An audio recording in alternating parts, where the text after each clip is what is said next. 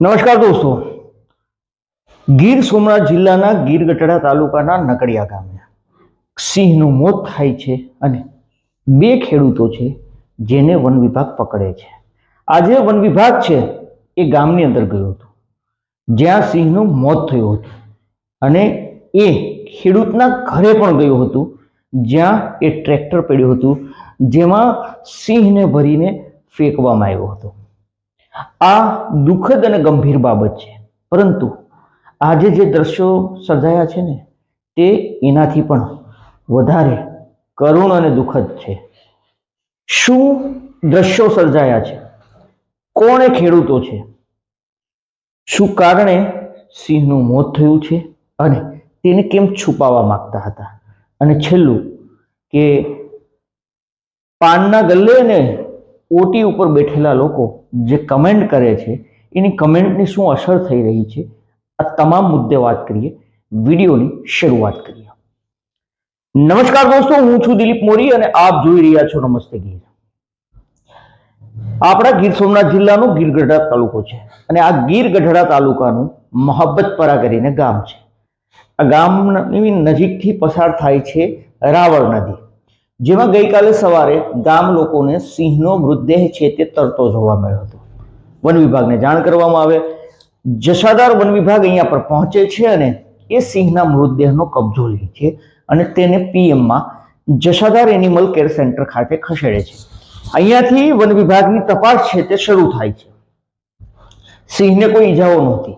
સવાલ એ હતો કે સિંહ ડૂબીને મર્યો છે કે અન્ય કોઈ કારણ.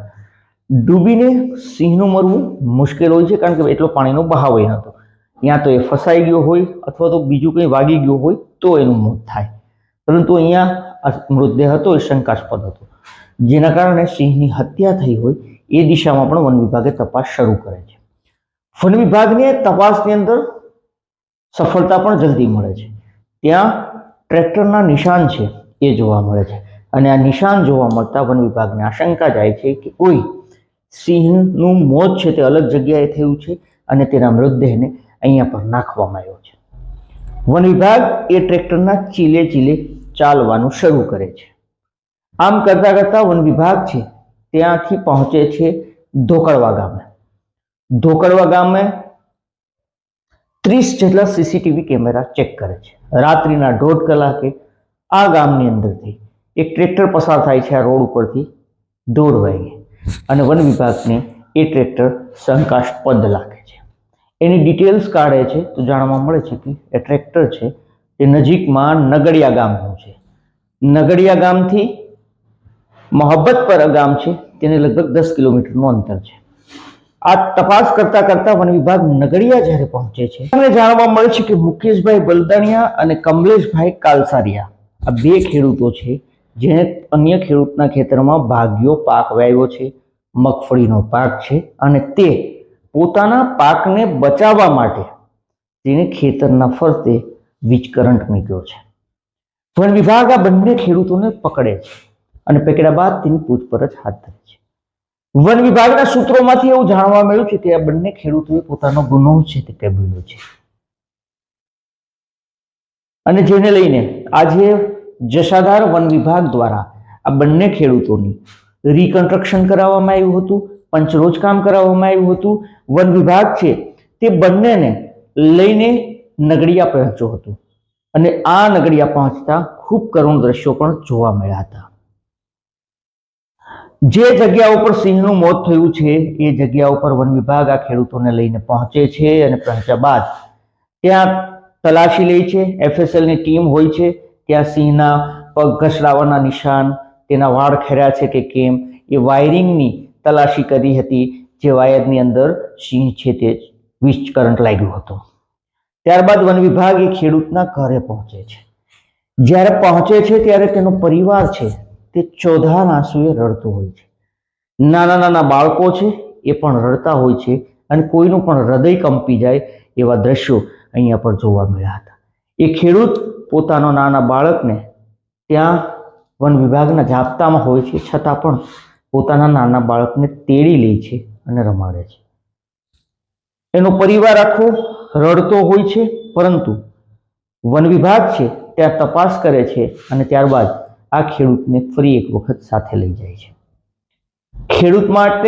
ખેડૂતની માથે આરોપ છે કે તેણે પોતાના ખેતરમાં વિસ્તાર મૂક્યો હતો, કરંટમાં સિંહનું મોત થાય છે અને મોત થયા બાદ એ પુરાવાનો નાશ કરવા માટે એણે ટ્રેક્ટરના ટ્રોલીમાં ભર્યું અને એ ટ્રેક્ટર છે તેને 10 કિલોમીટર દૂર રાવળ નદીમાં આ સિંહને ફેંક્યો હતો.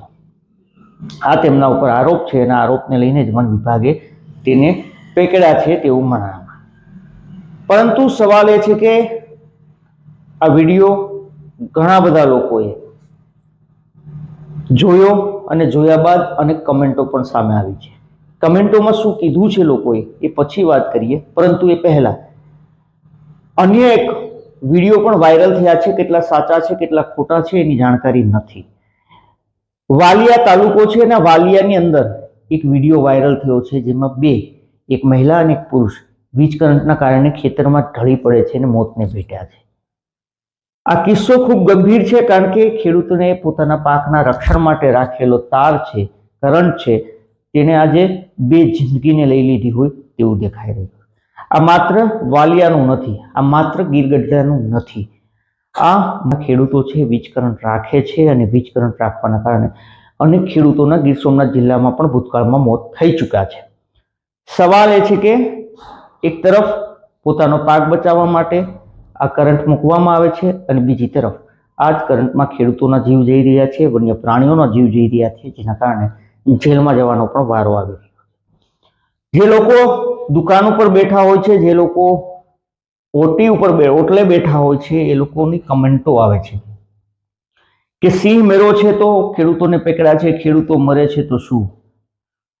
ઘણું બધું કમેન્ટોની અંદર અલગ અલગ લોકો છે તે કમેન્ટ કરે છે, પરંતુ આપ તમામને રિક્વેસ્ટ છે કે ખેતરના ફરતે કરંટ મૂકવો એ ગુનો છે અને એમાં જ્યારે જાનવર કરંટ લાગવાના કારણે મોત થાય છે અને ત્યારે જે આફત ખેડૂતો ઉપર આવે છે એ એનો પરિવાર અને એ જાણે છે કે શું સ્થિતિ પેદા થાય છે. આપ બેશક સાચા હશો કે વન્ય પ્રાણીઓથી ખેડૂતોના પાકોને બચાવવા મુશ્કેલ છે, કાયદાઓ એવા છે નહીં, પરંતુ એ જરૂરી નથી કે કોઈને વીજ કરંટ મૂકવાની સલાહ આપીએ અથવા તો તેનું સમર્થન કરીએ. વીજ કરંટ મૂકવો એક ગુનો છે અને જ્યારે આ ગુનો છે અને જ્યારે તેમાં કોઈ પ્રાણી ચોટ થાયને કરંટ લાગીને મોતને ભેટે છે ત્યારે મહાગુનો બની જાય છે. તેથી આપ તમામ સાવધાન રહો, સલામત રહો, સુરક્ષિત રહો તે જરૂરી છે. ખેતરના ફરતે વંડો કરવો, વાડ કરવી, સરકાર સહાય આપે, આ ત્રણેયમાંથી ઘણા ખેડૂતો સક્ષમ ના હોય તો પણ પોતાનો પાક બચાવવા આ રિસ્ક લેવામાં ખૂબ જોખમ છે અને એટલા માટે જ કહીએ છીએ કે કરંટ ન મૂકવો વધુ સારું છે. આપનું આ મુદ્દે શું કહેવું છે, આપનું શું માનવું છે, આપ અમને જરૂરથી કમેન્ટ કરીને જણાવજો. બીજું એ કે કમેન્ટ કરવી, અહીંયા પર રાડારાડી કરવી, વેદના ઠાલવવી એનો કોઈ ફાયદો નથી. અગર આપ ખરેખર વન્ય પ્રાણીઓથી ખેડૂતોને બચાવવા માંગતા હોય, ખેડૂતોના ખેતરોને બચાવવા માંગતા હોય તો જે ગાંધીનગરમાં બેઠા છે તેને કહેવું જરૂરી છે. જે તમારા મત લેવા આવે છે એને સવાલ કરો, નહીં કે ખેડૂતોને ગુમરાહ કરવા માટે. આપનું શું કહેવું છે, આપનું શું માનવું છે, જરૂરથી કમેન્ટ કરીને જણાવજો. આવા જ વિડીયો જોવા માટે આપ અમારી યુટ્યુબ ચેનલ નમસ્તે ગીરને સબસ્ક્રાઇબ કરો. અગર આપ આ વિડીયો ફેસબુક અથવા ઇન્સ્ટાગ્રામ પર જોતા હોય ફોલો. ફરી મળીશું. ધન્યવાદ.